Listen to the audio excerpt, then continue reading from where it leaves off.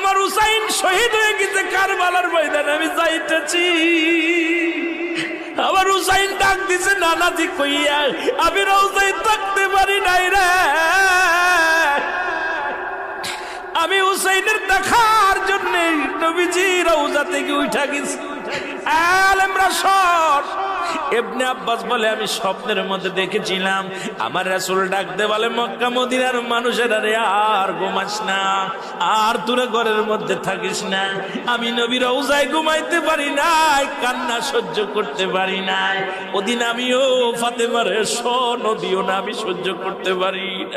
আমার হুসাইন যখন ডাক দিয়েছিল না নাজিয়া মুহাম্মাদ মুহাম্মাদান করে যেদিন ডাক দিয়েছিল রে, সেদিন আমি নবী রওজা থেকে পাগলের মতো উঠে কারবালা পর্যন্ত চলে গিয়েছিলাম।